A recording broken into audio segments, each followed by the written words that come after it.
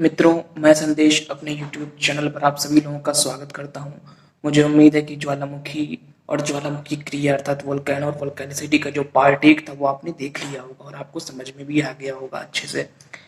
Generally तो ऐसे आज हम लोगों को पार्ट 2 पढ़ना है और जल्दी उसका भी लेक्चर आपको मिल जाएगा, लेकिन मुझे लगा कि एक छोटा सा पार्ट इस पे होना चाहिए कि difference between fissure eruption and central eruption, मतलब कि केंद्रीय उद्भेदन या केंद्रीय उद्गार और जो हम लोगों का दरारी उद्गार या फिशर इरप्शन होता है, ये बेसिकली क्या होता है। वैसे तो जो हम लोग का पहला वाला पार्ट है वहाँ मैंने बहुत ही अच्छे अच्छे एग्जाम्पल के माध्यम से बहुत सटीक तरीके से आपको बताने का प्रयास किया है और मुझे उम्मीद है कि आप समझ भी गए होंगे।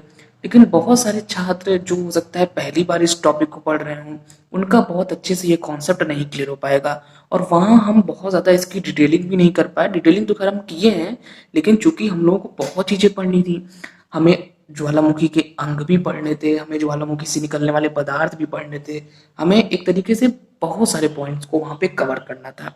इसीलिए मैंने वहाँ पे आपको सिर्फ इतना बताया जिससे आपका कॉन्सेप्ट क्लियर हो जाए और मैंने फोटो इमेजेस भी आपको दिखाई थी। लेकिन यहाँ पर आइए हम लोग उस चीज को यहाँ पे फिर से पढ़ते हैं और एक बार उस कॉन्सेप्ट को क्लियर करते हैं। ये छोटा सा अध्याय होगा, इसमें मैं आपको सिर्फ फिशर इरप्शन और सेंट्रल इरप्शन का जो कॉन्सेप्ट है वो मैं आपका क्लियर करूंगा। तो ये हम लोग का ज्वालामुखी से संबंधित दूसरा लेक्चर है जहां पर मैं आपको सेंट्रल इरप्शन और फिशर इरप्शन के बारे में बताऊंगा। तो जैसे हम लोग के अभी तक 3 अध्याय बनने वाले थे ज्वालामुखी में, तो अब हमारे 4 अध्याय बनेंगे। क्योंकि मुझे लगा कि मैं चाहता तो इसको ना भी बताता, लेकिन मुझे लगा कि बहुत सारे स्टूडेंट्स को इसमें दिक्कत आ रही होगी, क्योंकि इसको बताना बहुत जरूरी है। क्योंकि जब अभी हम टाइप्स पढ़ेंगे तो वहां पर स्टार्टिंग में ही इन दोनों चीजों का जिक्र होने वाला है, सेंट्रल इरप्शन और फिशर इरप्शन। तो सही यही था हमारे लिए कि हम एक अलग अध्याय बना दें छोटा सा, उसमें हम सिर्फ सेंट्रल इरप्शन अर्थात केंद्रीय उद्गार और जो हम लोग का फिशर इरप्शन होता है, दरारी उद्गार होता है, उस पर बात कर लें। तो फ्रेंड्स चलिए हम लोग सबसे पहले देखते हैं केंद्रीय उद्गार क्या होता है।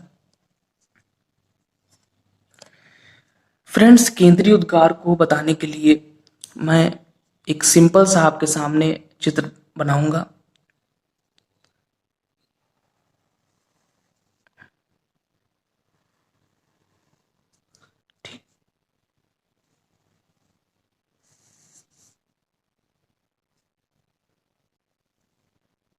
फ्रेंड्स, चित्र हमारा तैयार है और अब आइए मैं आपको इसमें सेंट्रल इरप्शन को समझाता हूँ। ये आपको अगर पार्ट्स पता होंगे, तो मैं यहाँ पार्ट्स नहीं लिख रहा हूँ, फिर भी मैं आपको बता दे रहा हूँ। ये आपकी ज्वालामुखी पाइप है जहां से मटेरियल नीचे से आ रहा है, ये और मटेरियल आने के बाद जो विस्फोट होता है उससे इस कोन का निर्माण होता है जिसे हम वोल्केनिक कोन बोलते हैं। ठीक, ये सारी चीजें आप पार्ट 1 में देख चुके हैं। इसमें होता क्या है केंद्रीय उद्गार में कि जो भी पदार्थ नीचे से आ रहा है, गैस है, स्टीम है, और गैसेस में नाइट्रोजन, सल्फर डाइऑक्साइड और कार्बन डाइऑक्साइड सबसे ज़्यादा इम्पोर्टेंट है। इसके अलावा मैग्मा है जिसे हम बाद में लावा बोलते हैं, जब वो धरातल पे प्रकट हो जाता है। तो ये चीज़ें इतना ज़्यादा फोर्स लगाती हैं और सरफेस को तोड़ते हुए बाहर आती हैं। इसीलिए जो हम लोग का केंद्रीय जो उद्गार होता है ये बहुत ही ज्यादा विस्फोटक होता है, बहुत ही ज्यादा भयंकर और विनाशकारी होता है। केंद्रीय उद्गार किन किन स्थितियों में होगा, सब इसको समझने के लिए पहले वाले पार्ट में मैंने आपको बताया था कि जब हम लोग प्लेट टेक्टोनिक थ्योरी पढ़ेंगे तो वहां पे हम इस पे डिटेल में बात करेंगे। यहाँ पर मैं आपको उस चीज को फिर से बता रहा हूँ। देखिए, मैं इसका किनारे एक छोटा सा सिंपल सा मॉडल बना रहा हूँ। मैंने वहां पर आपको जो एग्जाम्पल बताया था पार्ट 1 में, वही एग्जाम्पल मैं लेके चलूंगा। ये मान लीजिए हम लोगों की है नाजका प्लेट, ठीक है, और ये है हम लोगों की साउथ अमेरिकन प्लेट। ओके, अब नाजका प्लेट होती है भारी क्योंकि वो एक ओशनिक प्लेट है और ये जाएगी अंदर, इसका हो जाएगा छेपड़। और जब इसका छेपड़ हो जाएगा तो एक निश्चित गहराई में जाने के पश्चात एस्थेनोस्फीयर में चली जाएगी और उस एरिया को हम बोलते हैं Benioff zone. Magma chamber, वहां पे ये जो हमारी प्लेट है ये पिघल जाएगी। ये रॉकी या चट्टानी पार्ट है, चट्टान का है, ये प्लेट यहाँ पर पिघल जाएगी और इसी से उत्पत्ति होगी मैग्मा की, जो कि फिर ऊपर की ओर बल लगाएगा और यहीं पर तीव्र से ज्वालामुखी विस्फोट होगा। ये मैंने बहुत ज़्यादा इसको कलर नहीं किया, मैंने सिर्फ आपको बेसिक समझाने का प्रयास किया है यहाँ पे। ओके, अब होगा क्या इसमें। अब आप देखिए कि जो हमारा केंद्रीय उद्गार है ये किन स्थितियों में होगा। केंद्रीय उद्गार जनरली उस स्थिति में होगा जहां पर एक प्लेट इधर से आ रही है और एक प्लेट इधर से आ रही है और एक वही जो बाहरी वाली होगी वो नीचे चली जाएगी। मतलब कि जब हम लोग अभी पढ़ेंगे प्लेट टेक्टोनिक थ्योरी में 3 प्रकार के प्लेट किनारे, तो उसमें जो हम लोगों का डिस्ट्रक्टिव प्लेट किनारा होता है, विनाशात्मक प्लेट किनारा, डिस्ट्रक्टिव प्लेट मार्जिन, उस स्थिति में जो हमारे केंद्रीय उद्गार वाले ज्वालामुखी हैं, जो केंद्रीय उद्गार की प्रक्रिया होती है वो उसी में होती है।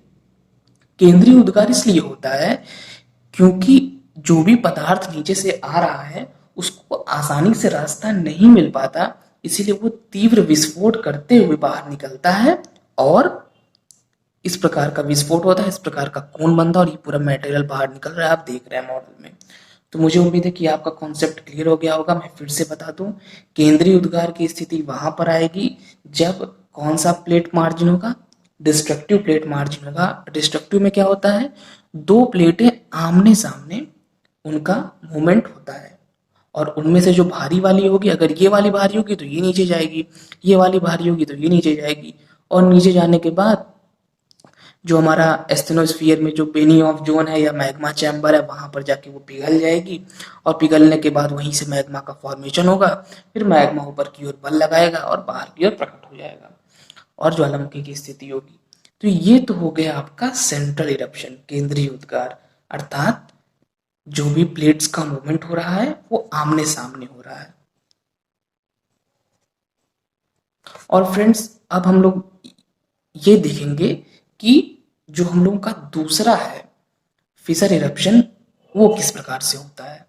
फ्रेंड्स अगर आप समझ लिए हैं डिस्ट्रक्टिव प्लेट मार्जिन को, विनाशात्मक प्लेट किनारा, अर्थात अगर शब्द पे जाएं तो जिसमें प्लेट का विनाश हो रहा है, अर्थात एक प्लेट इधर जा रही है एक इधर जा रही है, मतलब आमने सामने मूवमेंट हो रहा है और उसमें से जो हमारी हैवी प्लेट है वो नीचे जाएगी और बाकी पूरी प्रक्रिया भी आप देख ही चुके हैं। जस्ट इसका जो हमारा अपोजिट प्रक्रिया होगी वो होगी कौन सी, वो होगी हम लोगों की जो फिशर इरप्शन वाली प्रक्रिया है। वो कैसे होती है ये देखते हैं।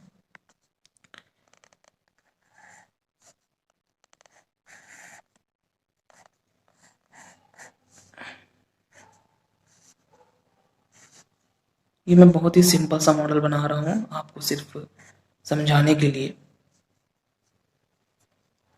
वहां पर आपको याद होगा मैंने बताया था कि एक प्लेट इधर आ रही है एक प्लेट इधर आ रही है, दोनों आमने सामने आ रही हैं और उससे जो भारी वाली होगी वो नीचे जाएगी, उसका सबडक्शन होगा, फिर वो पिघलेगी और फिर मैग्मा बनेगा और वो फिर बाहर ज्वालामुखी होगा। और उसमें क्या था कि ज्वालामुखी का जो पदार्थ नीचे से आ रहा था उसको क्या हो रहा था, उसको स्थान नहीं मिल रहा था और जब उसको स्थान नहीं मिला तो उसने स्थान बनाने के लिए तीव्र विस्फोट किया, क्योंकि पावर तो उसमें है ही। यहाँ पे क्या होगा, यहाँ तीव्र विस्फोट नहीं होता है। मान लीजिए आपसे कोई पूछे कि तीव्र भयंकर विस्फोट दरारी उद्गार में होगा, फिशर इरप्शन में होगा या सेंट्रल इरप्शन में होगा, तो आपका बिल्कुल सीधा सा उत्तर होगा कि विस्फोट सिर्फ और सिर्फ केंद्रीय उद्गार में होगा। दरारी उद्गार में उस प्रकार का विस्फोट नहीं होगा, क्योंकि आप देख रहे हैं कि प्लेटें दो अलग अलग दिशा में गति कर रही हैं। इससे जो भी पदार्थ नीचे से आ रहा है इसको आसानी से रास्ता मिल गया। भाई जब इसको आसानी से रास्ता मिल जाएगा तो फिर इसको विस्फोट इत्यादि करने की कोई आवश्यकता ही नहीं है, जब इसे आसानी से रास्ता मिल गया। तो सिंपल सा इसका बहुत ही सिंपल कॉन्सेप्ट है। पहले वाले में क्या था, प्लेटें आमने सामने मूवमेंट कर रही थी और इसको रास्ता नहीं मिल रहा था, जो भी मटेरियल नीचे से आ रहा था तो इसको विस्फोट करना पड़ रहा था। इसमें क्या है, जब प्लेटें दो विपरीत डायरेक्शन में मूवमेंट कर रही हैं तो इसको आसानी से रास्ता मिल गया। नीचे से जो भी हमारा लावा, मैग्मा, गैस और स्टीम भाप, जो भी चीजें हैं, जो भी पदार्थ आ रहा है, वो सारी चीजें यहाँ से आ जाएंगी। मैग्मा लावा के बारे में मैं डिफरेंस आपको क्लियर कर चुका हूँ ऑलरेडी। तो ये हो गया आपका क्या, ये कहलाता है आपका फिसर इरप्शन, दरारी उद्गार। एक प्रकार की दरार बनेगी जब मान लीजिए ये कोई एरिया है, इधर इधर मूवमेंट हो रहा है और आधा इधर मूवमेंट हो रहा है, तो बीच में आपको एक दरार देखने को मिलेगी। और इस दरार से जब ज्वालामुखी का उद्गार होता है, जो भी पदार्थ है वो बाहर आता है, तो that is called fissure eruption. तो मुझे उम्मीद है कि मैंने बिल्कुल सरल तरीके से आपको ये कॉन्सेप्ट समझाने का प्रयास किया है। और इसके एग्जाम्पल्स बहुत सारे हैं विश्व भर में। जो हम लोगों का फिसर इरप्शन है, इसका इसके भी बहुत सारे एग्जाम्पल्स आपको मिलेंगे। हमारे सभी ओशंस में ओशनिक रिज पाए जाते हैं, और वो सब के सब इसके बहुत ही अच्छे एग्जाम्पल हैं। उनमें से भी सबसे बेस्ट जो एग्जाम्पल है वो है मिड अटलांटिक रिज, मध्य अटलांटिक कटक। ठीक है, मध्य अटलांटिक कटक को अभी जब हम लोग ओशनिक बॉटम रिलीफ पढ़ेंगे तो वहां पर भी पढ़ेंगे। मध्य अटलांटिक कटक इसका सबसे अच्छा एग्जाम्पल है। उसमें क्या हुआ है, north American south American plate का इधर मूवमेंट हुआ है और यूरेशियन अफ्रीकन प्लेट का इधर मूवमेंट हुआ है। इससे जो बीच से जो हमारा अटलांटिक ओशन है वो अंदर से वहां दरार पड़ गई है। और दरार से क्या होगा, जो भी पदार्थ बाहर आएगा वो छोटे छोटे पहाड़ के रूप में जम जाएगा, और फिर मिड अटलांटिक रीज या मिड अटलांटिक मध्य अटलांटिक कटक का फॉर्मेशन हो जाएगा। इस प्रकार के कटक हमारे प्रशांत महासागर में भी हैं। इस प्रकार के कटक आपने पढ़े होंगे, कार्लसबर्ग कटक और चैगोस कटक, सोकोत्रा, बहुत सारे कटक आपको इंडियन ओशन में भी मिलेंगे। लेकिन जो सबसे इम्पोर्टेंट हमारा कटक है वो है हम लोगों का मध्य अटलांटिक कटक। और बाकी इस प्रकार का जो हम लोगों का मार्जिन है, एक चीज और मैं यहाँ बता दूं आपको, उसको हम लोग बोलते हैं डिस्ट्रक्टिव प्लेट मार्जिन, विनाशात्मक प्लेट किनारा, क्योंकि उसमें प्लेट का विनाश हो रहा है। इसको हम बोलते हैं रचनात्मक प्लेट किनारा, कंस्ट्रक्टिव प्लेट मार्जिन। तो हालांकि जब हम लोग प्लेट टेक्टोनिक पढ़ेंगे तो वहां पर इस चीज को डिटेल में डिस्कस करेंगे, लेकिन यहाँ पर इस चीज को इसलिए जोड़ना पड़ा क्योंकि प्लेट टेक्टोनिक थ्योरी ही ज्वालामुखी की जो पूरी प्रक्रिया उसकी सबसे सटीक व्याख्या करती है। तो ये चीजें मैंने आपको यहाँ पे बता दी। तो फिलहाल फ्रेंड्स, इस प्रकार फिसर इरप्शन और सेंट्रल इरप्शन के इस कॉन्सेप्ट क्लियर करने वाले अध्याय में इतना ही। और मुझे उम्मीद है कि आपका अब कॉन्सेप्ट क्लियर हो गया होगा कि फिसर इरप्शन में क्या हो रहा है और सेंट्रल इरप्शन में क्या हो रहा है। अब जो हम लोगों का अगला पार्ट होगा, पार्ट 3, ज्वालामुखी से संबंधित जो हम लोग सीरीज चल रही है हम लोगों की, उसमें हम लोग जो इसके टाइप्स हैं उस पर डिस्कस करेंगे। ऑलरेडी जो उद्गार की अवधि के आधार पर जो प्रकार होते हैं, सुसुप्त ज्वालामुखी और शांत ज्वालामुखी और सक्रिय ज्वालामुखी, ये वाला क्लासिफिकेशन हम ऑलरेडी देख चुके हैं। उद्गार के आधार पर जो क्लासिफिकेशन होता है हम उस पर बात करेंगे। तो फ्रेंड्स, फिलहाल इस अध्याय में इतना ही। और अगर आपकी कोई भी प्रश्न है फिसर इरप्शन और सेंट्रल इरप्शन से रिलेटेड तो आप कमेंट बॉक्स में पूछ सकते हैं, आपकी सभी समस्याओं का समाधान किया जाएगा। फिलहाल इतना ही। और अगर आपको ये अध्याय हमारा अच्छा लगा हो तो हमारे इस वीडियो को लाइक करें, ज़्यादा से ज़्यादा शेयर करें एंड हमारे इस चैनल को सब्सक्राइब करें। Thank you friends.